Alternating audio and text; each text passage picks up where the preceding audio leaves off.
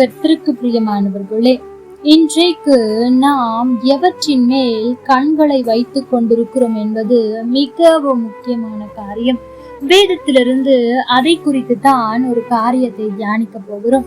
நீதிமொழிகள் 23ஆம் அதிகாரம் 5ஆம் வசனம். இல்லாமற் போகும் பொருள் மேல் உன் கண்களை பறக்க விடுவானேன். அது கழுகுகளைப் போல சிறகுகளை தனக்கு உண்டு பண்ணி கொண்டு ஆகாய மார்க்கமாய் பறந்து போம். எனக்கு பிரியமான தேவ ஜனமே, இன்றைக்கும் நம்முடைய கண்கள் எதன் மேல் வைக்கப்பட்டிருக்கிறது என்பதை அறிந்து கொள்ள வேண்டும் என்று ஆண்டவர் விரும்புகிறார்.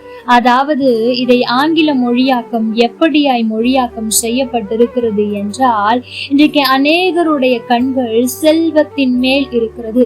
அதாவது காணாமற் போகும் செல்வத்தின் மேல் இருக்கிறது, அழிந்து போகிற செல்வத்தின் மேல் இருக்கிறது. இன்றைக்கு எல்லாருடைய கவனமும் அதன் மேல் இருந்து கொண்டு நாம் எல்லாவற்றையும் இழந்து விடுகிறோம்.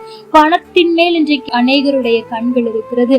ஆனால் அந்த பணத்தை குறித்து அறிந்து கொள்வதற்கு முன்பாகவே அது நம்மை விட்டு எடுபட்டு போகிறது என்று இப்படியாய் ஆங்கில மொழியாக்கங்கள் மொழியாக்கம் செய்யப்பட்டிருக்கிறது. இந்த இடத்திலே இல்லாமற் போகும் பொருள் என்று எதை சொல்லுகிறார் என்றால், ஆஸ்திகளையும் அந்தஸ்தையும் பணத்தையும் இங்கு வேதம் குறிப்பிடுகிறது.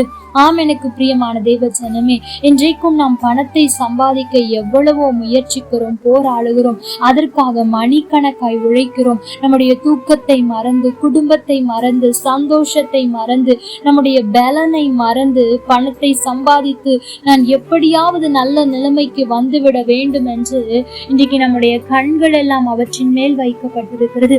பணம் சம்பாதிப்பது தவறு அல்ல, பணம் தேவைதான். ஆனால் அவற்றின் மேலேயே கண்களை வைத்துக் கொண்டிருப்போம். ஆனால் நாம் நம்மை அறியாமலே எல்லாவற்றையும் இழந்து கொண்டிருக்கிறோம் என்பது உண்மை. எனக்கு பிரியமான தேவ ஜனமே, ஆனால் தாவீது தன் கண்களை எதன் மேல் வைத்திருந்தார் தெரியுமா?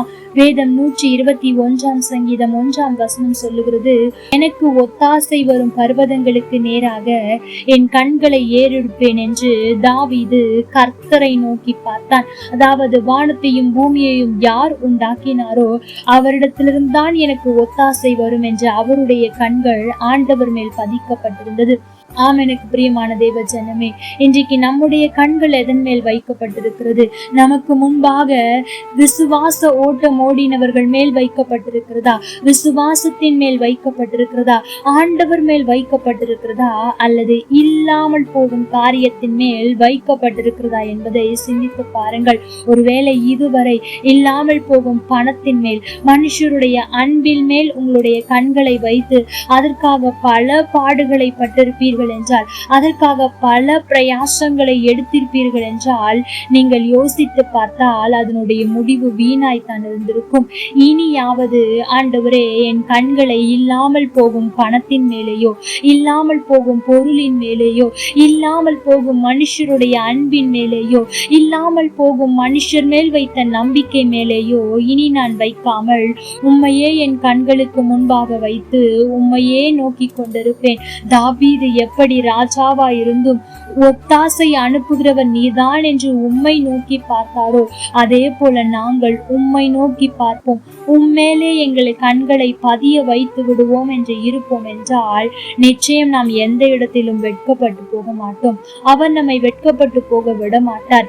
ஏற்ற நேரத்தில் நமக்கு ஒத்தாசை அனுப்புவார், ஏற்ற நேரத்தில் நமக்கு ஞானத்தை கொடுப்பார். ஆகவே இந்த நாளில் இல்லாமல் போகும் பொருட்கள் மேல் கண்களை பறக்க விடுவதை விட்டுவிட்டு கர்த்தர் மேல் வைத்து விடுவோம். கர்த்தர் தாமே உங்களோடு கூட இருந்து உங்களை ஆசீர்வதிப்பாராக.